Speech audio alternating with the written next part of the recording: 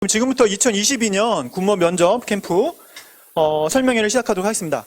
저는 원장 김동주입니다. 반갑습니다. 네네. 일단 시험 결과가 먼저 궁금하실 거고, 지금 여기 제가 이게 정보 쪽이 많이 못 왔어요. 그래서 일단 라이브로 지금 제가 많이 틀어줬고, 대부분 이제 작년에 아시다시피 저희가 이제 군수 7급 많이 밀었죠. 그래서 거의 수강생의 거의 한 8, 90%가 다 7급을 준비했었고, 예상한 대로 컷도 많이 떨어질 것 같아요. 일단 여기 모이신 분들은 일단 면접을 준비하기로 오셨으니까 일단 면접에 대한 얘기만 지금부터 하도록 하겠습니다. 일단은 군무원 면접 캠프가 저희가 이제 해마다 이제 계속 진행이 되고 있는데, 작년에도 워낙 좋은 성과가 나왔고, 특히 군칠은 제가 생각할 때 작년 94명 모집 중에 간접적으로 제가 들은 건 거의 30명이 넘는 것 같아요. 그러니까 학원에서 분석한 거는 한 24명 정도인가 이렇게 광고로 나간 건 그저 나가는데, 실질적으로 연수원 가서 만나보니까 쟤도 우리 학원 이렇게. 하여튼 어찌됐건 그랬다고 얘기를 하더라고요. 근데 어찌됐건 일단 실전 면접에서 좋은 성적이 나왔었고, 그래서 최종 합격률이 되게 좋았다라는 말씀을 좀 드리고 싶고요. 다음에 넘기면 일단 개강일은 7월 25일 날 저희가 할 겁니다. 그리고 2차 개강은 8월 20일 날 할 건데요. 그럼 이게 왜 다르냐? 사실 지금 육군 같은 경우에 발표가 언제죠? 8월 19일이죠. 근데 9월 5일부터 시작을 합니다. 그러면 제가 볼 때 인원이 좀 늘어난 직렬 같은 경우에는 면접 일정이 땡겨질 것 같다는 생각이 들어서, 그래서 어쩔 수 없이 빨리 시작을 하게 된 거예요. 그리고 지금부터 해놓으면 좋은 게 뭐냐면 여유가 좀 있더라고. 나중에 이제 19일 날 발표 나고 오시잖아요. 20일 날 저희가 개강을 하는데요. 문제가 뭐냐면 자소서 먼저 써야 돼요. 그래서 3, 4일 정도 작성해가지고 그 다음 주 화요일이나 수요일까지 보내야 되거든요. 그러니까 물론 이제 인터넷으로 요새 안보 좋은 사람들이 입력을 하는데, 근데 기간적으로 많이 부족해서 저희가 자세히 못 봐주기 때문에 미리 좀 시작하시면 아무래도 자세하게, 그리고 천천히 볼 수 있는 그런 장점들이 좀 있을 것 같고, 이때 오픈하더라도 오시면 또 저희가 맞춰서 하는데, 그래도 좀 저희가 급해져요, 마음이 서로 간에. 그러니까 조금 더 세밀하지 못할 수 있다. 작년에 이제 미리 한 친구들은 되게 여유로웠죠. 그죠? 여유로웠습니다. 자, 그 다음에 이제 면접 기준은 아까 이제 필기가 50이고 이제 면접이 50%인데, 사실 2019년도까지만 해도 그 최종 합격은 면접 순이었어요. 그러니까 필기를 반영을 안 했지. 필기에서 1등을 해도 면접에서 꼴등하면 그냥 아웃이었어. 그 다음에 이제 그 면접을 통해서 미리 내정된다 이런 얘기들이 있어가지고, 그나마 이제 교정을 한 것이 지금의 이 제도고, 이게 이제 20년도부터 도입이 됐고요. 실제적으로 필기가 50이고 면접이 50인데, 제가 지금 계산을 못하니까 그냥 말로 드리면, 그러니까 면접 요소가 5개 요소를 5개씩, 그러니까 25점 만점이고 15점 이상이 돼야 돼요. 그래서 거의 10점에서 결정이 나는데, 거기서 1점이 필기 평균 4점이에요. 근데 작년에 우리 알죠? 신영욱 씨 1등이라고 보통 다 얘기하잖아요, 우리가. 근데 그 사람이 군수 9급, 그때 84.5인가 그랬거든요. 근데 그때 군수 9급이 76이었어요. 그죠? 그럼 차이가 한 8.9점밖에 안 나요. 그러면 여기서 면접에서 내가 그 평가 요새 2개를 더 맞으면 뒤집어지는 거예요. 그래서 제가 조금 이따 표를 보여드리겠지만, 거의 컷에 걸려있던 친구들이 역전하는 경우가 많이 생겼었죠. 그리고 이제 오히려 거꾸로, 이거 좀 말하기 그런데, 하여튼 안정적인 경우에 있던 친구들 중에서 몇 명이 또 안타까운 결과가 생기기도 했습니다. 자, 그래서 이제 아까 말씀드렸죠. 이제 이 면접 특성이, 그러니까 어떻게 하면 과연 이제 군무원에 대한 면접을 준비하느냐. 일단 다른 국가 공무원들, 그러니까 일반적인 공무원하고의 어떤 차이점도 있기 때문에 거기에 맞춰서 이제 준비를 해야 된다라는 말씀을 좀 드리고 싶고요. 그러기 위해서는 먼저 그 면접 평가에 대한 평가 요소에 대한 이해를 해야 됩니다. 아까 이제 5가지 평가 요소에 대한 거를 정확히 이해를 하셔야 되고, 그 다음에 직렬별로 업무 역량에 대한 부분이 중요합니다. 그러니까 제일 중요한 게 뭐냐면, 내가 군수면 군수에서 하는 일이 뭔지. 그러니까 작년에 말씀드렸지만 이제 보통 자산일치에 대한 얘기를 많이 하거든요. 그러니까 들어온 물건과 나가는 물건을 정확히 맞추고, 그걸 통해서 내가 어떤 효과를 통해서 어떠한 국가에 도움이 될 수 있도록 일을 하느냐, 이제 이런 내용들이 중요한데, 그런 업무에 대한 정확한 역량을 모르고 그냥 준비를 하게 되면 대답하실 때 그냥 형식적인 대답이나 상식선에서의 얘기밖에 안 됩니다. 그래서 구체적으로 과연 군수는 그때 무슨 일을 하게 되고, 어떤 조직에서 어떻게 활동하는지에 대한 기본적인 내용에 대한 것들을 아셔야 될 것 같고요.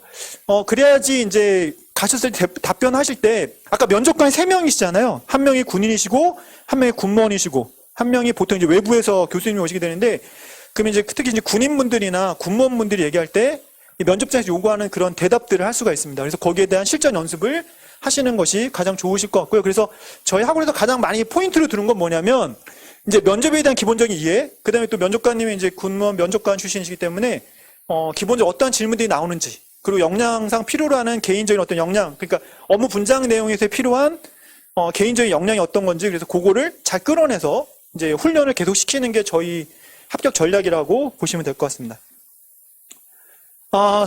일단 22년도 이제 우리 출발하는데, 21년도에 보면, 19개의 직렬의 여기 수험생들 중에서 다 전원 합격을 하셨어요.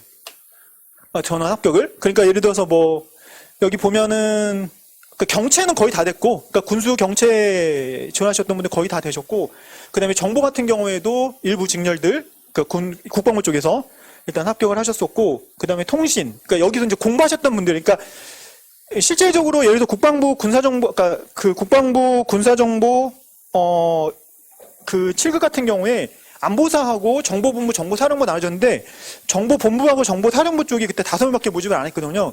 그럼 이제 거기에 이제 5명이 다 우리 학원 학생은 아니고 거기에 이제 지원했던 우리 학원 학생들이 다 합격을 했다라는 거죠. 네, 그래서 영역별로 보면은 하여튼 전체적으로 보면 19개 정도의 직렬에서 이제 전체 수험생, 우리 준비했던 우리 수험생들이 다 합격을 하셨고 일부 직렬에서 이제 뭐 워낙 인원이 많은 쪽들은 좀, 네, 탈락자가 나왔던 직렬도 있었던 것 같습니다. 합격 수기는 그 뒤에 있는 내용 참고하시면 되실 것 같아요. 그러니까 뭐 대부분 뭐, 그러니까 현실적인 어떤 그 면접을 했다라는 거고, 그 다음에 군무원 특성에 따라서 많이 해서 도움이 많이 됐다. 이제 이런 내용들이니까 그 내용들은 좀 참고하시면 되실 것 같고요. 네, 뭐 탄약직도 있었고, 그 다음에 뭐 행정직도 있었고, 좀 특이한 거는 이제 여기 아까 영광을 보셨으면 알겠지만 김진호 씨라고 그러니까 국방부 행정 5급에 들어가셨어요. 그러니까 경체인데 이분은 참고로 민간 경력자예요. 그러니까 사실 이 경체는 거의 군인이 아니면 잘 안 뽑거든. 근데 민간 경력자로 거의 수석으로 들어가셨거든요. 수석이라는 걸 자꾸 내가 왜 수석을 얘기하냐면 수석으로 들어가시게 되면 근무직을 보면 알아요. 그러니까 근무직을 할 때 특히 국방부는 정해져요. 그러니까 등수별로 이렇게 정해주기 때문에 거기서 이제 1등이 제일 좋은 데 가요. 근데 지금 사당동에서 근무하고 계세요. 그래서 나중에 혹시 여기 특히 7급자들은 이분 잘 알아두시면 좋습니다. 감사하시거든요. 네, 그래서 네, 아마 본인들 군수 관련된 부분에 대해서 이렇게 좀 그런가요? 하여튼 좀 연결은 되실 거예요. 그렇기 때문에 나중에 이제 연결해 드릴 거예요. 그래서 그분 이분 오셔서 이제 모의 면접할 때도 좀 도움을 주실 거니까 좀 기억해 두시면 좋을 것 같고요. 나머지 부분들은 뭐 그냥 네, 참고하시면 되실 것 같습니다. 자, 그리고 이제 작년에 보면은, 이제 여기 이제 정리되는 걸 보게 되면, 예를 들어서 저는 이제 사실 손민규라고, 이 친구 같은 경우에 이제 군수 9급이었는데, 김해에서 왔었어요. 김해에서 왔었고, 이제 학원은 이제 저희 당연히 우리 학원 다녔었고, 근데 이 친구가 이제 시험 봤는데, 76인데 77을 맞았지. 77. 그러니까 거의 뭐 바닥에서 걸린 거죠. 근데 이제 역전해서, 예, 합격을 하셨죠. 그리고 또 여기 아마 아시는 분도 계시겠지만 송정원이라고 76인데 78 정도 맞았었어요. 그래서 이 친구 같은 경우에는 면접 점수가 워낙 좋게 나와가지고 근무지도 정말 좋은 데 갔어요. 그러니까 세종에 있는 지금 군수기창에서 근무하고 있거든요. 그래서 뭐 관사도 나왔고 그 친구는. 그래서 지금 되게 잘 지내요. 혼자서. 네, 23평 아파트인가? 하여튼 거기 혼자서 지금 그냥 생활하고 있고 바로 군부대 바로 옆이기 때문에 걔 말로는 따릉이 타고 왔다 갔다 한다고. 네, 그렇게 얘기하더라고요. 그래서 뭐 되게 근무 만족도 되게 좋게 지금 근무하고 있습니다. 그래서 이 친구도 진짜 역전한 케이스예요. 시험 끝나고 나서 되게 많이 그때 이제 일부 카페에서는 점수가 막 78이다. 막 뭐 이래가지고 그때 얘기 많았는데 되게 아니다. 네, 76이다. 하여튼 어찌됐건 합격을 했었고, 그래서 이제 뒤집은 케이스가 기억이 좀 나는 것 같습니다. 나머지 부분들도 보면은 이제 점수가 거의 걸려 있는데 이제 역전을 하신 케이스들이 네, 이렇게 많이 있었다라고 보시면 될 것 같고요. 지금 이제 면접관님은 이제 저희 김동준 면접관님 이제 메인으로 하실 거고, 나머지 교수님들이 좀 필요하시면 이제 직렬별로 와서, 네, 면접 상담을 그러니까 모의 면접할 때 좀 도움을 주실 겁니다. 네, 그래서 이제 일단은 군무원 면접관 출신이 계시다 보니까 아무래도 군 면접에 대한 정확한 이해도를 높일 수 있고요. 그 다음에 직렬별로는 이제 또 전문 강사들도 오셔서 이제 보강을 하실 거예요. 그러니까 이 평가 요소 중에 가장 중요한 게 전문성이거든. 그 전문성 부분에 대한 부분들은 저희가 특히 좀 강조되는 부분에 대해서는 이제 외부 분들이 오셔서 이제 보강하는 형태로 해서 면접이 진행이 될 예정입니다.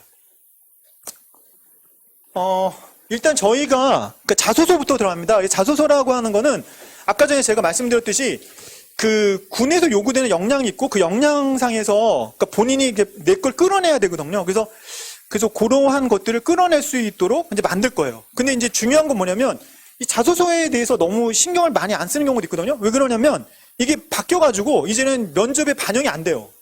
그러니까 일부 학원에서는 자소서하면 뭐 글자의 문구니 뭐 말하는 말투에 대한 얘기니 막 이런 얘기하면서 이제 되게 좀 되게 고액으로 이렇게 하시는 분들이 있더라고요. 근데 그런 거 절대 현혹될 필요 없어요. 왜 그러냐면 이거는 반영이 안 돼요.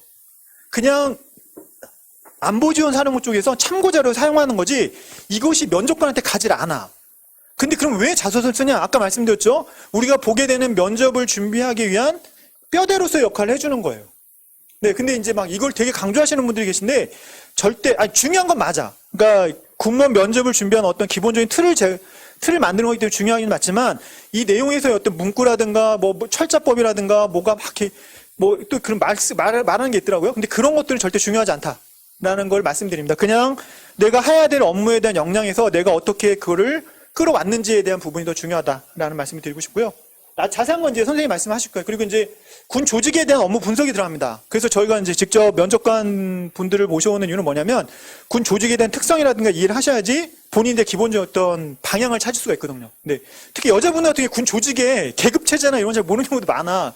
그러니까 그래서 그런 내용들을 좀 알고 네, 들어가야 된다라는 거고요. 그다음에 이제 당연히 뭐 지금 실질적으로 본인이 직접 군 면접을 하셨기 때문에, 그러니까 군무 면접을 하셨기 때문에 이제 예상 질문이나 이거에 대한 정확한 방향을 제시해 줄 거고, 모의 답안 같은 거나 문제를 드릴 거예요. 그럼 그걸 가지고 이제 본인들이 여기 보시면 스터디 조를 저희가 짜드릴 거거든요. 한 4명 정도씩. 그럼 그분들끼리 계속 연습하셔야 돼요.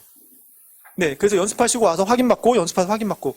그 팀원을 이제 짜드릴 거예요, 저희가. 그러면 그 스터디 활동을 통해서 처음에 이제 그 가답안에 대한 거 작성도 해보고, 거기서 이제 오시면 이제 교수님하고 다시 토론도 하고, 이런 형태로 이루어지게 될 겁니다. 그리고 이제 실전 모의 면접은 그렇게 연습한 걸 가지고 팀별 면접, 아까 전에 실전 면접, 아까 순환식 면접이라고 그러죠. 그거하고 그 다음에 최종 모의 면접까지 단계적으로 이루어질 예정입니다. 뭐 저희 이제 거의 뭐 제가 보니까 10년 넘은 건 좀 거짓말이고 한 10년 정도 제가 근무한 것 같아요. 그래서 그 노하우를 가지고 지금까지 많은 합격생을 배출했기 때문에 요번에도 또 좋은 결과가 나오리라 생각을 하고 믿고 따라와 주시면 네 저희가 반드시 최종 합격까지 인도할 수 있도록 노력하도록 하겠습니다. 네, 감사합니다.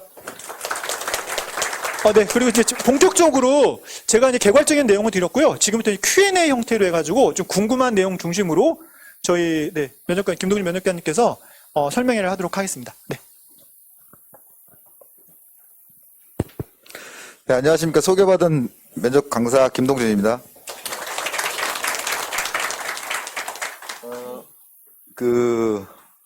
그동안 우선 긴 시간 동안 필기 준비하시느라고 대단히 수고들 많으셨고요.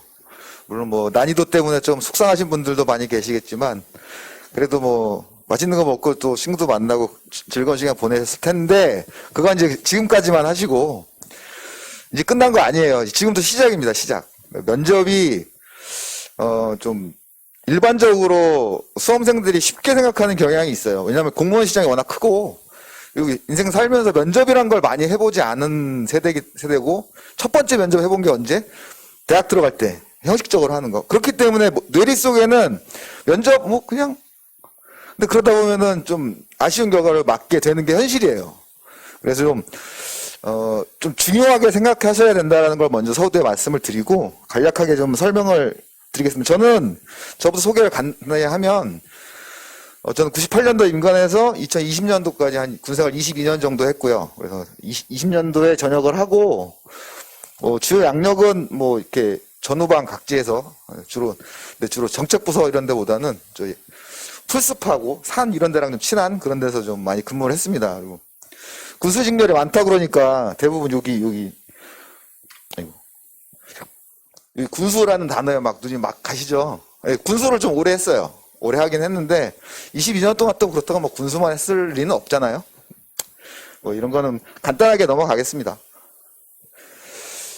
그래서 작년도 면접이 어땠는지 하고, 그래서 올해는 어떻게 될까를 한번 간단하게만 설명을 드릴게요. 작년에 우선 모집 인원은 이 표에서 보시는 것처럼 이렇게 됐는데, 합격선 그리고 필기 합격자의 비율을 보면 원래 육군을 제외하고는 다 150%를 뽑잖아요, 그죠? 육군만 130%. 근데 다 대부분 높죠. 무슨 말이냐면 동점자가 이만큼 많다는 거예요. 앞에서 원장님 설명하신 것처럼 100%에서 130% 또는 국방부나 해공군 같은 경우에는 100%에서 150% 사이에 굉장히 촘촘하게 붙어 있다. 그러니까 그 그래프가 아까 설명드린 것처럼 합격선에서 이게 급격하게 올라가는 그런 형태를 보인다는 거죠. 그래서 작년에는 재작년하고 달라진 특징이 뭐냐면 직렬별로 면접일이 되게 짧았어요. 제일 많았던 차량이 4일. 차량 작년에 900명 넘게 뽑았죠. 그죠? 나머지 제일 많았던 행정하고 군수 9급도 3일을 넘지 않은 정도라서 굉장히 짧았어요. 그리고 하루에 이렇게 4타임, 8시 반, 10시, 그 다음에 13시, 14시, 30분 이렇게 4타임에 걸쳐서 하는데 한 타임당 80명에서 100명 정도. 그래서 하루에 한 300명 이상 소화를 시키는. 그러니까 면접실이 굉장히 많다는 거예요. 현장에 가면. 그래서 면접 시간도 2020년도하고 달리 2020년도에서 한 5분에서 7분 정도였는데 작년에는 10분에서 길게는 15분까지 가는 경우도 많았고 기본 한 10분 정도를 예상하시고 가셔야 돼요. 그래서 면접 시간이 일단 변화가 됐고 그리고 질문의 난이도가 좀 올라갔어요. 왜? 당연히 면접 질문의 수가 늘어나니까 그로 인해서 변별력이 올라가야 되고 9급과 7급도 변별력이 있어야 되니까 7급은 조금 더 난이도가 있는 질문들이 나왔어요. 그러니까 단편적인 전공이나 직무에서 단편적인 지식을 물어보는 게 아니라 그 지식을 그러면 당신이 임용됐을 때 어떻게 활용하실 거예요? 라고 한 번 더 생각해야지만 답할 수 있는 그런 질문들이 많이 나왔어요. 따라서 이렇게 되니까 당연히 면접 점수에 대한 변별력도 올라갔다. 작년에 저랑 같이 면접 캠프를 하셨던 분들을 보면 작년에 뭐 5급 한 분, 아까 동영상 보셨죠? 그분 합격하셨고 7급도 이 정도, 9급. 경채 7급하고 8급 작년에 있었는데 다 합격하셨어요. 경채는 이제 좀 그 질문 성향이 조금 달라집니다. 공채는 신입사원 뽑는 거죠, 말 그대로. 근데 경채는 바로 투입할 수 있는 사람을 뽑고 경력을 물어보기 때문에 직무와 전공에 관련된 질문의 비중이 좀 더 높아요. 그런 좀 특징이 있죠. 그래서 작년에 뭐 이렇게 보면 대부분 합격을 많이 했고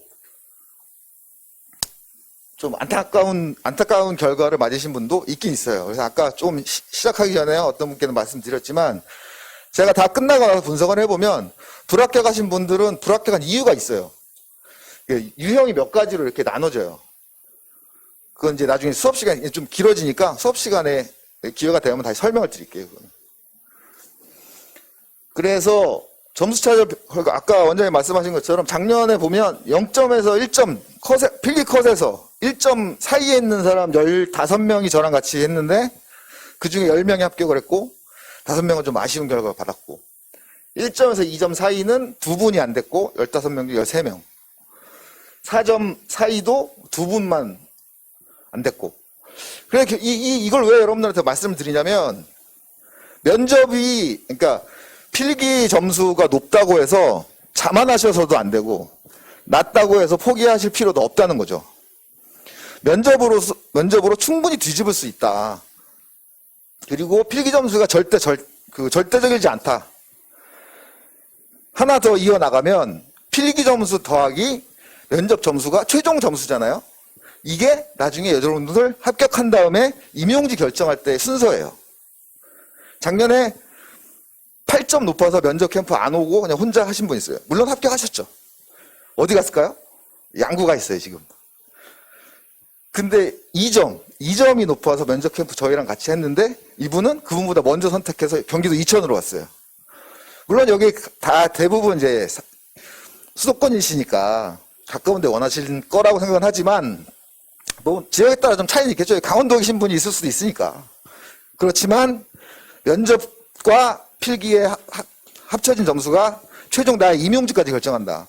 그래서 점수가 높다고 자만해서도 안 되고 끝까지 가야 된다. 그래야 조금 내가 원하는 좋은 곳에서 근무할 수 있다. 그래서 요거는 이제 참고하시라고 올해도 비율별로 이렇게 모집 인원에 대해서 대비를 해보니까 이렇게 나오는데 이런 인원이 여러분들과 같이 필기 합격자가 되지만 더 늘어날 가능성이 더 높다. 난이도가 올라갔기 때문에 컷에서 동점자들이 많을 것이다. 그러면 면접을 보는 사람들도 더 많아질 것이다, 아마. 그래서 올해도 마찬가지, 올 전반기에 뭐 임기제라든지 전문근무 경력관이나 이런 면접 경향을 또 이렇게 보니까 작년하고 비슷해요. 면접 시간은 10분 정도 이상 될 것이라고 예상이 되고, 공직관과 인성에 대한 질문의 비율이 작년보다 조금 올라가는 것 같다라는 예상이 돼요. 왜냐하면 안타깝게도 여러분들은 이해가 안 되겠지만 최종 합격을 하고도 면직하는 사람들이 많아요. 뭐 개인적인 사정과 뭐 여러 가지 있겠죠. 그리고 내부에서도, 이건 공식적인 건 아니지만 내부에서도 좀 이렇게 잘 어울리지 못하는 그런 경향이 있다라는 평가가 나오다 보니까, 그러면 공직권과 인성에 대해서 좀 변별력을 높여야 되겠다라는 경향이 좀 있는 것 같아요. 이런 거에 대한 대비를 좀 할 필요가 있다. 7급과 9급은 질문의 난이도가 분명히 차이가 있습니다. 더군다나 올해는 7급의 인원수가 많기 때문에 작년보다 더 할 것이다. 면접 점수의 변별력은 당연히 계속 유지된다. 이게 저희가 예상하는 2022년도 군무원 면접의 방향이라고 생각합니다. 자, 그러면 일정은 뭐 다들 체험 공고에 정확히 나와 있으니까 항상 이거 정확히 보시고 자기 그 일정을 준비하셔야 돼요. 뭐 아시다시피 합격자 발표는 19일에 하고, 근데 신원조사 제출 서류는 아직 뭐 공고가 난 건 없어요. 근데 매년 발표가 나면 그 다음 주 화요일 또는 수요일까지 제출하라고 해요. 면접 장소 공고는 국방부와 육군은 발표하는 날 별도의 공고문이 나올 것이고, 그 다음에 공군하고 해군 해병대는 9월 8일에 별도로 공지를 합니다. 그리고 기간은 육군만 9월 5일부터 인원이 많기 때문에 약 한 달 정도 진행이 되고, 나머지 국방부와 해군, 공군, 해병대는 9월 20일부터 시작하고 뭐 한 일주일, 공군은 좀 짧게, 인원이 적기 때문에 금방 끝납니다. 그래서 운명의 최종 합격자 발표는 이날. 특이한 점은 매년 이거 17시, 그러니까 오후 5시에 발표하고 담당자 도망갔는데, 작년에는 일찍 났죠, 이거. 작년에는 10시인가 그쯤 나왔어요. 올해 어떻게 될지 모르겠어요. 제출 서류. 아까 말씀하신 원장님께서 말씀하신 대로 안보지원사령부라는 곳에 홈페이지에 접속해서 타자치고 입력하고 클릭하면 되는데, 신원진술서는 그냥 기본적인 인적사항만 입력하면 됩니다, 이거는. 그 다음에 개인정보 수집 이용 제공 동의서 체크만 하면 되고, 이 문제의 자기소개서. 원장님 설명하신 것처럼 자기소개서는 여기다 그냥 그 전에 써놓은 거 컨트롤 C 해갖고 다 집어넣어도 무방합니다. 다 돼요. 그러니까 이건 별로 신경 안 써도 되는 항목이긴 해요. 그러나, 자, 지금 곰곰이 생각해 보세요. 면접관한테 나의 장점, 뭘 설명할 건가? 딱 떠오르는 거 있나요? 그런 거를 고민하는 걸 여러 시간을 줄이기 위해서 이거 어차피 써야 되니까 이거 쓰는 김에 나에 대해서 돌아보고 난 무엇을 어필할 건가? 나와 군의 접점은 뭔가를 이거 쓰면서 고민을 해보라는 거예요. 여기 뭐 조사구 뭐고 그 글씨 틀리고 맞춤법 틀렸다고 신원조에서 탈락시키지 않아요. 그러나 시간을 줄이기 위해서 이거 할 때 이거부터 시작해서 나를 먼저 알아보는 과정을 가지라는 거죠. 그리고 개인 신용정보서는 이거 발급받아서 JPG 파일로 업로드하면 돼요. 기본증명서 떼가지고 마찬가지로 업로드하면 되고, 병역관계 서류, 미필자는 병적증명서, 군필자는 병적기록표, 현역인 경우에는 부대에서 복무 확인서, 여자분들은 해당 사항 없음. 자, 이러면 이제 서류 제출은 끝납니다. 미리 준비해 놓으세요. 이런 거 미리 떼놓고. 면접 장소, 이게 작년에 좀 바뀌었어요. 이 면접 일자가 재작년에는 한 직렬에 한 10일, 15일까지 가는 경우도 있었거든요. 그 얘기는 하루에 소화하는 인원이 적었다는 얘기죠. 그러면 강의실, 그러니까 면접실이 소요가 많지가 않았기 때문에 여기서 했어요. 근데 작년에 코로나도 있고 면접실도 많아야 되고 그래서 장소가 바뀌었어요. 그래서 올해도 여기서 할까 아닐까는 아직 미정이에요. 발표하는 공고문을 확인하셔야 돼요. 근데 해마다 뭘 하도 여기 인원이 적으니까 여기랑 국방부랑 해병대는 여기서 합니다. 큰 차이는 없을 거라고 보는데 육군하고 공군, 해군은 바뀔 수도 있어요. 면접 어떻게 진행되는가? 면접 계획이 공지될 때 자기 수험번호하고 수험번호에 맞는 날짜, 장소, 시간 다 공지가 됩니다. 그럼 그 시간 전에 등록 시간이 별도로 공지가 되거든요. 그러면 뭐 예를 들어 아까 육군의 모건대학교 사범관을 간다. 그러면 입구에 등록 장소가 별도로 있어요. 그럼 자기 신분증, 수험표 본인 확인하고 가지고 갔던 스마트 기기 반납하고 스마트폰, 웨어러블 기기 다 반납하고 이제 대기 장소로 갑니다. 이때 종이 문서는 가져갈 수 있어요. 그리고 대기실로 이동하면 그 진행위원회에서 간단하게 뭐 면접에 대한 교육을 간단하게 합니다. 그리고 통상 일반적으로는 수험번호 순번대로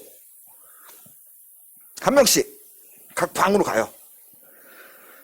그러면 방 앞에 자기 소지품, 가방 뭐 이런 거 다 놔두고 자 들어가시면 됩니다. 몇 번 들어오세요. 그러면 들어가서 면접이 시작되고 끝나면 나와서 가지고 스마트 기기 받고 집에 오면 돼요. 동일합니다. 이거는. 평가 기준 5가지입니다. 이거는 뭐 내부 정보나 뭐 어디서 획득한 게 아니라 법령에 있어요. 공무원도 똑같아요. 이 평가 요소는. 군무원으로서 정신 자세, 전문 지식과 응용 능력, 의사 표현의 정확성과 논리성, 창의력, 의지력, 발전 가능성, 예의, 품행, 준법성, 도덕성 및 성실성. 아까 동영상에 제가 표 이렇게 보셨죠? 그게 이 항목이에요. 이거를 5점 만점으로 평가합니다. 각 항목당. 그러면 25점이죠. 25점 만점으로 평가를 해요. 근데 이것도 꽈락이 있어요. 꽈락.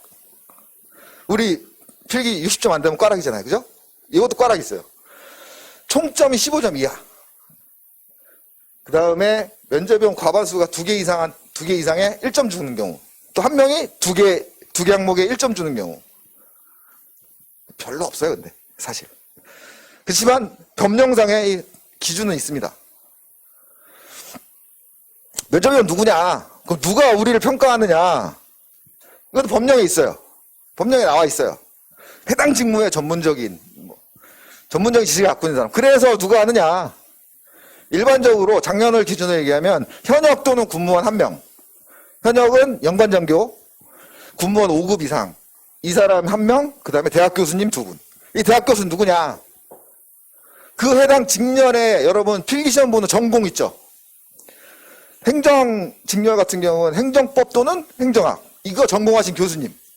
군수, 경영학 또는 뭐 행정법일 수도 있고, 행정학일 수도 있고, 뭐 전산이다. 그럼 전산 관련된 교수님.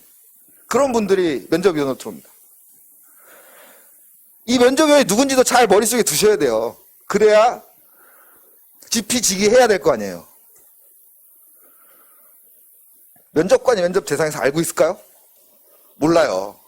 아는 거라고는 사진, 수험번호, 이름 제공되는 게 아무것도 없어요. 그래서 면접 시작할 때 자기소개하세요. 지원 동기가 뭐예요? 왜 면접을 풀어가야 될 거 아닙니까? 당신이 누군지를 알아야죠. 아무것도 제공되는 게 없기 때문에 이래요. 그러나 경체는 다릅니다. 경체는 직무수행 계획서 내는 것들이 반영이 됩니다. 면접의 목적은 뭐냐? 아까 앞에서 5가지 평가 항목 있었죠? 그 평가 항목의 목적이 이거예요. 커뮤니케이션. 의사소통이 잘 되는 사람이냐? 말을 잘하느냐? 논리적이냐? 그리고 직무 적합성. 우리랑 일하는 데 있어서 뭐 전문적인 지식이나 그 응용 능력이 있냐? 조직에 잘 맞는 사람이냐? 이 3가지를 평가하기 위해서 이 5가지 항목을 만들어 둔 거예요. 어떤 질문을 하냐? 이게 제일 궁금하죠, 그죠? 이것도 유형을 나눌 수가 있어요. 첫 번째, 기본적인 거, 자기소개. 지원 동기 뭔가요? 끝으로 하고 싶은 말 있으면 해보세요. 물론 시작할 때 그런 얘기예요. 더우셨나요? 뭐 이렇게 쿨링, 아이스 쿨링 한다고 하죠. 기본적인 거 뭐 그건 평가 요소가 아닙니다. 그렇지만 기본적인 질문 있고, 공직관과 국가관. 공직관, 당신의 공직관은 어떤가?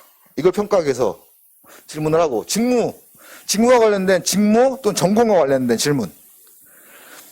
시사 및 국방정책과 관련된 거는 빈도수가 높진 않아요. 그러나 이런 게 한 가지 나오면 머리 아파. 뭐 배경지 이런 거는 그냥 대충 뭐 어떻게 얼버무릴 수는 있는데, 이러면 이제 숙지 찬스 쓰는 거죠. 다음에 숙지하겠습니다. 그럼 다음은 없는 거야. 인성이나 상황형 질문. 이 사람은 어떤 인성을 갖고 있는가? 또 상황형. 요새 이 상황형이 작년에도 그렇고 많이 논쟁이 뭐 커뮤니티에 많이 되더라고요. 근데 결국은 이거는 당신의 판단력과 그 판단에 대한 논리적 근거가 뭐냐를 묻는 거거든요. 예를 들면 지원 동기가 뭐냐? 그러면 질문의 의도는 군무원이 되려는 근거가 뭐냐 너. 키포인트가 이거예요. 그래서 군무원이 나한테 어떤 의미를 갖고 있느냐.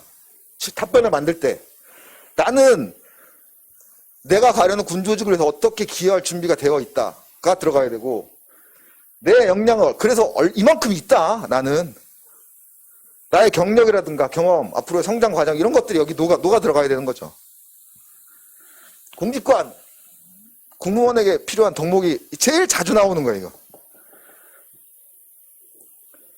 당신이 생각하는 최우선 덕목이 뭐라고 생각하세요? 뭐 여러 가지 있죠. 뭐 정직, 신의 뭐 많이 있지만 키포인트는 나의 장점과 연결시킬 수 있는 게 뭐냐.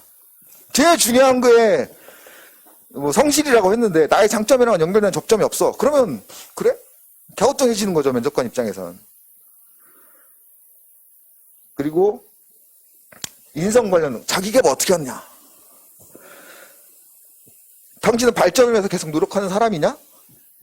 그러면 군무원 업무와 내가 지원한 군무원 업무와 연관된 자기 개발을 해야죠.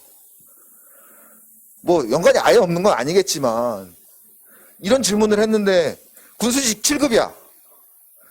근데 뭐 마라톤으로 하겠습니다. 뭐 체력이 좋으면 할 수는 있겠지만 큰 접점이 없어 보이잖아요. 틀린 건 아니지만 그렇다고 높은 점수를 받을 수도 없는 그런 답변인 거예요. 이렇게 질문에는 항상 의도가 있기 때문에 그 의도에 맞는 답변을 해야 되는 거예요. 반영 아까 보셨죠? 설명 들으셨죠? 이렇게 됩니다. 예를 들면 평균 78점 나왔어요. 면접 19점 맞았어. 평균 72점 맞고 면접 21점 맞았어. 그러면 계산을 해보면 뒤집어지는 거예요. 그죠? 곱하기 2 나누기 2에서 더하니까. 그러니까 아까 말씀드린 것처럼 반드시 잊지 말아야 될 건, 지금부터는 필기의 점수는 잊으세요. 면접이 정말 당락을 정하는 거니까. 복장. 이게 뭐 지금은 고민 안 하실 것 같은데 나중에 간단합니다. 공직자에게 어울리는 복장. 단정하기만 하면 됩니다. 패션, 헤어 거기 있는 면접관들 잘 모릅니다. 단정하기만 하면 됩니다. 거기다가 또 8월달에 코로나 또 유행한다고 하죠. 그럼 뭐 하겠어요? 마스크 쓰잖아요. 잘 몰라요. 저도 작년에 합격한 학생들 합격했어요 하는데 너 누구? 마스크 써서 잘 못 알아봐요. 근데 더군다나 처음 보는 사람이 뭐 헤어가 잘 됐네 이런 거 평가할 거 안 해요. 단정하기만 하면 돼요. 뭐 남성분, 뭐 여성분 써놨는데 단정한 것만 찾으면 된다. 이것만 기억하시면 돼요. 준비는 그럼 어떻게 해야 될 거냐? 아까 말씀드린 것처럼 자기소개서. 이게 나를 알아가는 과정입니다. 나는 어떻게 성장했는가? 그래서 나의 장단점은 뭐고, 어떤 장점을 면접관한테 어필할 거냐? 그리고 직무와 관련된 나의 경험이나 활동들을 어필해야 될 거 아닙니까? 그거는 자기소개서를 써보면서 고민을 해봐야 되는 거예요. 면접관에 대한 분석과 대비도 필요합니다. 왜? 아니, 평가를 그 사람들이 하니까. 면접관 하루에 몇 명이나 면접 볼까요? 굉장히 많은 인원을 보겠죠? 그러면 사람인지라 그분들도 지쳐요. 귀에 확 띄는 그런 답변이 필요한 거예요. 면접에 정답은 없어요, 답변이. 그치만 듣고 싶은 답변은 있다라는 거죠. 내가 듣고 싶은 답을 빨리 얘기해야 빨리 평가가 끝나죠, 그 사람들도. 듣고 싶은 답변이 뭔가, 그거는 다시 말해서 질문의 의도를 잘 파악해서 그에 맞는 답변을 하는 게 가장 듣고 싶은 답변인 겁니다. 군 조직에 대한 분석. 여러분들은 군무원을 뽑을 때 여러분들은 리더가 아니지 않습니까? 그 리더십을 요구하는 게 아니라, 물론 어느 정도 지역적인 부분은 요구할 수 있죠. 근데 궁극적으로는 팔로우십을 원하는 거예요. 우리 조직이 잘 녹아들 수 있는가. 군에서 요구하는 성향을 잘 나의 장점으로 어필하는 게 가장 중요하다는 거죠. 그러려면 군 내부 조직, 군 문화 이런 거에 대한 이해가 밑바탕이 돼야 된다는 거예요. 그래서 면접 캠프 어떻게 진행할 건지도 궁금해하실 것 같아서 우선 한 3번 정도 강의를 할 거예요. 강의는 면접에 대한 기본적인 이해와 그다음에 어떤 전략으로 접근할 건가 그거에 대한 강의를 할 거고요. 그다음에 군무원은 내가 들어가서 하고자 하는 군무원이 대체 어떤 직군이고 무슨 일을 하는지 군무원에 대한 기본적인 이해가 있어야 답을 만들겠죠. 그다음에 자기소개서는 어떻게 만들 건가 이거에 대한 강의를 첫 번째 하고, 그다음에 군 조직 내부에 있는 군 조직 뭐 그렇다고 해서 막 세부적으로 디테일하게 막 그게 아니라 군 전체적인 조직의 흐름, 군 내부 업무의 흐름 이런 것들을 알아야 직무에 관련해서 질문을 할 때 답변을 할 거 아닙니까? 그리고 군과 관련된 주제 이런 것들에 대한 설명. 그래서 이런 것들이 그러니까 여러분들 필기 공부하듯이 공부하라는 게 아니라 이해를 하고 있어야 그걸 바탕으로 답변을 만들어낼 수 있다는 거죠. 그리고 마지막 이제 3번째는 기출 질문에 대한 아까 예시 보셨죠? 거기에 이제 질문의 의도는 뭔가, 답변을 만든 팁, 답변 예시를 보면서 또 여기서 그러니까 그렇게 질문하시는 분들 있어요. 여기서 예시를 알려주면 다 똑같이 대답하는 거 아니냐? 그 똑같이 제가 가르쳐드린 거 똑같이 대답하면 그거말로 참 그건 방향성을 제시해 주는 거죠, 여러분들한테. 이런 방향으로, 이런 의도니까 이런 방향으로 여러분들의 경험과 어떤 인생 살아왔던 걸 녹여서 답변을 만드세요라고 방향성을 제시해 주는 겁니다. 그리고 이제 4회차부터는 이제 모의 면접이 들어가는데, 처음에 4회차 5회차에서는 한 3개조 정도? 스터디 그룹이 나중에 하면 4명 기준으로 할 거예요. 3개조에서 4개조 정도 인원이 모여서 한 명씩 돌아가면서 발표를 할 거예요. 자기소개, 지원 동기, 공직관, 전공, 직무 이런 거에서 기본적인 거 제일 많이 나오는 것 같아요. 한 명씩 다. 이게 왜 나는 한 번밖에 안 하는데 내가 발표하는 것만 중요한 게 아니고 다른 사람이 발표하는 것도 봐야 돼요. 그래야 비교를 할 수 있어요. 다양한 눈으로 봐야 그 대상을 객관화해서 평가할 수가 있기 때문에 시작할 때는 뭐 많은 인원들 앞에서 서로 보는 게 아니라 저를 보면서 이 상태에서 이게 끝나면 그 다음에는 이제 6, 7회차에는 스터디 조원별로 4명이 들어와서 저랑 같이 돌아가면서 모의 면접을 할 거예요. 나머지 인원들이 같은 면접관의 입장이 돼서 서로 평가해주고 제가 피드백 해주고 이런 걸 진행을 할 거고, 마지막에는 저랑 다른 분이 들어오셔가지고 아까 동영상 보셨죠? 그게 최종 모의 면접인데 실제 면접장 갈 때 입을 옷 뭐 안 입고 오셔도 상관없지만 옷 입고 헤어하고 구두도 신고 오시면 똑같이 모의 면접을 진행할 겁니다. 그래서 10분에서 뭐 길게는 15분까지 질문하고 평가하고 평가에 대한 피드백 해주고. 근데 이제 일정은 좀 미정인 게 아까 원장님 설명하신 것처럼 발표가 나고 나면 개인별로 직렬별로 이게 다르기 때문에 이 최종 모의 면접은 그 일정에 따라서 조금 유동적으로 가장 가까이 근처에 와서 최종으로 하는 게 제일 좋기 때문에 직렬 지금 10월 6일까지잖아요. 작년에 행정하고 육군 행정하고 정보는 저 뒤에 있어요. 10월 초에. 그럼 한참 남았는데 미리 해버리면 최종 모의 면접을 할 수가 없잖아요. 그래서 각 개인별로, 직렬별로 날짜를 달리해서 최종 모의 면접을 할 겁니다. 이해되시죠? 그래서 여러분들 뭐 지금부터 하는 게 맞나요?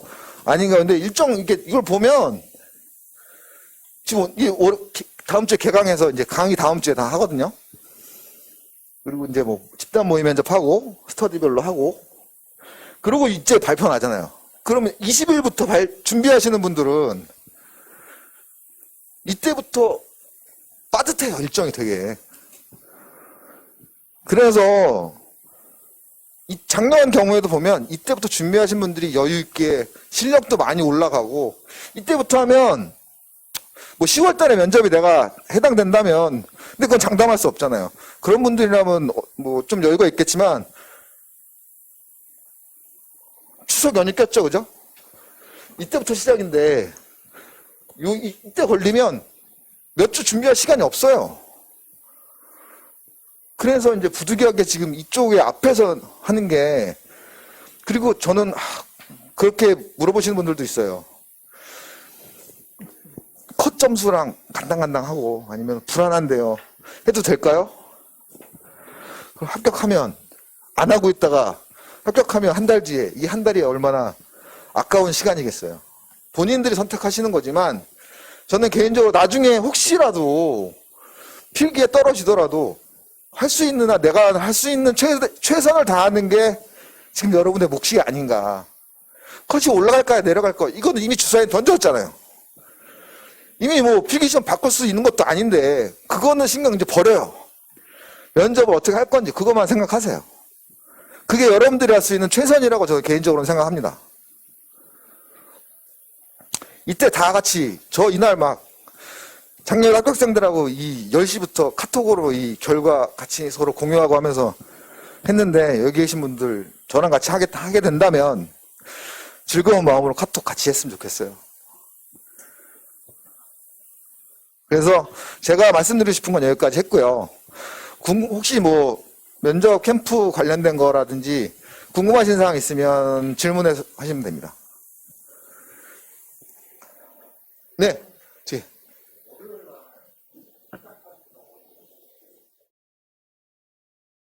지금 예상은 한 2시. 오후에 지금 기본적인 건 2시로 예상을 하고 있어요. 근데 이거 조금 유동이 있는 게 지금 저희 이만큼 많은 인원이 뭐 오실지 몰랐지만 근데 만약에 이렇게 절대적인 시간도 필요하기 때문에 만약 인원이 굉장히 많아진다. 그러면 좀 분반을 해야 될 수도 있으니까 그러면 조금 유동은 있을 수 있지만 지금 예상은 이 강의는 기본적으로 2시에 하려고 하고 있어요. 오후 2시에. 2시간 정도요. 2시간 정도. 네.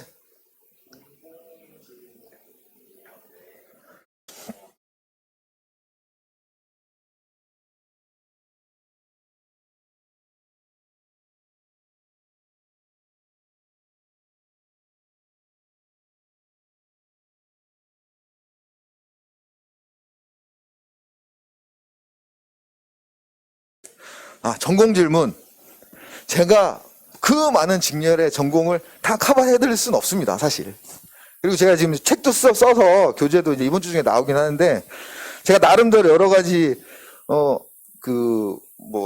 자료도 조사하고, 뭐, 경험자들하고도 얘기하고 해갖고, 기출질문을 책에 담긴 했어요. 그 전공도 기출질문 직렬별로, 수집된 것들은 지금 했는데, 전공에 있어서, 뭐 직무와 관련된 건 제가 해드릴 수 있는 만큼 궁금한 건 다 답변해드릴 수 있는데 제가 막 전기직, 사이버, 전산, 건축, 이런 거 다 커버가 안 되잖아요.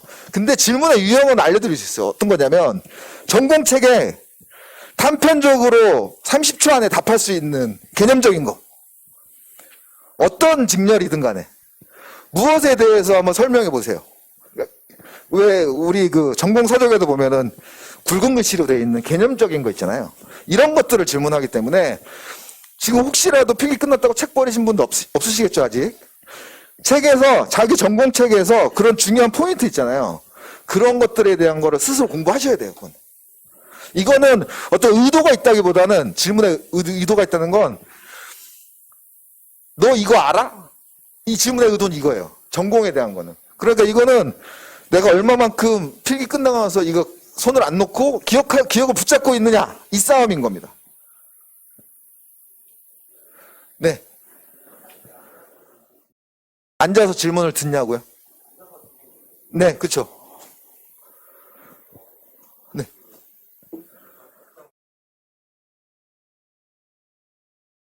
아. 어떤 거요? 예. 네. 그런 거 신경 안 쓰셔도 돼요. 깨끗하기만 하면 돼요.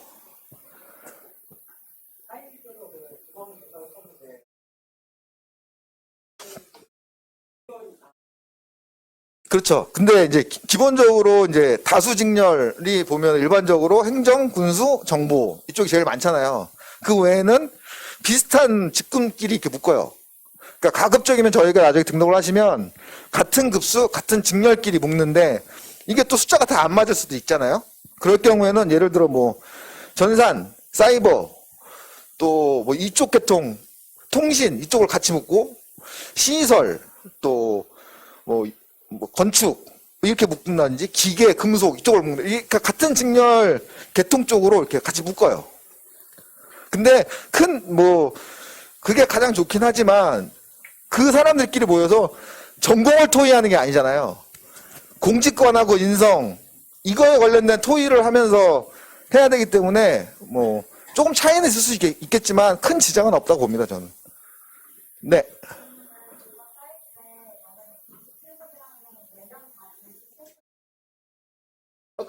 기본은 그렇게 하죠. 근데 숫자가 4로 딱 안 떨어질 수 있잖아요. 그럴 경우에는 군수 7급하고 군수 9급하고 묶일 수도 있고 아니면 군수 7급, 행정 7급 이렇게 묶일 수도 있고. 네.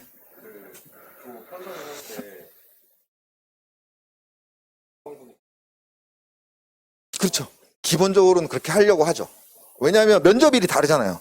국방부하고 해공군, 해병대는 중간에 짧게 하고 끝나는데 육군은 길기 때문에 같은 직렬, 같은 직군, 같은 군이 제일 좋기 때문에 그걸 기본으로 하되 피치 못해서 인원이 안 맞는 경우에는 조금 섞일 수도 있다.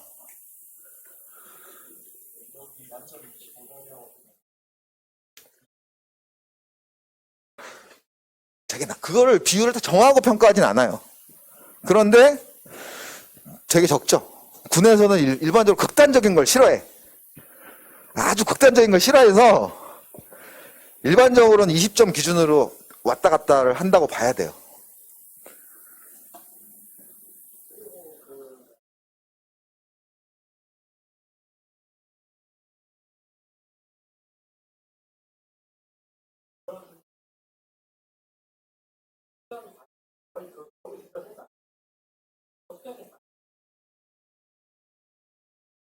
그럴 수도 있죠. 근데 작년에 전차직 같은 경우에 한 명 저희 불합격했는데 그 친구는 17점이 높았어요. 근데 워낙 컷이 낮기도 했고 근데 전차 관련된 그 경험이 없고 네, 그러다 보니까 전공에 대한 대비도 안 되고 그러니까 굉장히 그러니까 그 특정 직군들 있잖아요. 이쪽 경력을 좀 중시하는 그런 쪽에는 좀 그런 게 완전히 그렇다고 할 수는 없어요.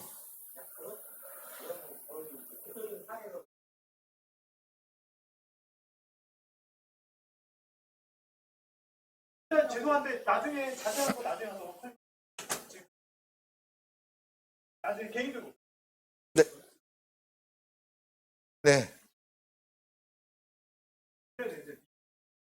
근데 책정이 돼 있고 그거 마무리할 건데 근데 지금 회식도 수업 간단히 말씀. 네. 마무리하시죠. 예. 근데 저는 최대한 제가 가지고 있는 역량을 다해서 여러분들 꼭 합격의 영광을 받을 수 있도록 노력을 할 테니까 25일 날 다 같이 뵀으면 좋겠습니다. 감사합니다. 네. 지금 가장 궁금한 게 이제 비용인데 비용은 50만 원 생각하시면 되실 것 같아요. 그리고 교재비는 포함입니다. 그러니까 교재는 별도로 이렇게 제가 나눠 드릴 거고요. 하여튼 그 정도 생각하시면 되실 것 같아요. 네, 똑같습니다. 네. 그 대신에 이제 스터디를 짜시면 스터디 비용을 저희가 다 내드려요. 그러니까 저희가 스터디실을 잡을 거거든요. 그러니까 하나에 거기를 잡아가지고 여러분들 개인적으로 들어가는 비용이 없어요. 대신에 그게 이제 일주일에 3번 정도는 저희가 고정적으로 저희 학원에서 그 스터디를 할 수 있도록 비용을 다 내드릴 거고, 근데 이제 문제가 뭐냐면 길어지는 경우지. 그러니까 지금부터 우리가 뭐 한 4회 정도는 저희가 이렇게 주에 3번씩 뭐 3번 정도, 3주 정도를 해줄 거란 말이에요, 기본적으로. 근데 그 이후에 예를 들어서 어떤 사람은 한 달이고 어떤 사람은 뭐 15일이 짧을 수 있잖아요. 그러면 그래서 팀을 짜잖아. 그럼 팀별로 해서 그러니까 그 나머지 부분들을 본인들끼리 개인적으로 해결하셔야 돼요. 그때는. 네, 기본적인 것까지는 저희가 해드릴 거예요. 이해하셨죠? 그 기간이 너무 기니까 작년에 그걸 하고 때 감당이 안 되더라고. 네, 그래서 오히려 저 학원에서 오히려 더 많이 이렇게 지원해드린 경우도 있거든. 물론 학교에서 지원해드렸는데, 네, 좀, 네, 그 공평성에서 좀 어긋난다는 얘기가 있어가지고, 네, 그거는 좀 감안을 해주셔야 될 것 같아요. 네, 되셨죠? 네, 그러면 고생들 하셨고요. 네, 다들 좋은 결과 있도록 하여튼 최선을 다할 테니까, 네, 끝까지 같이 한번 가봅시다. 네, 감사합니다.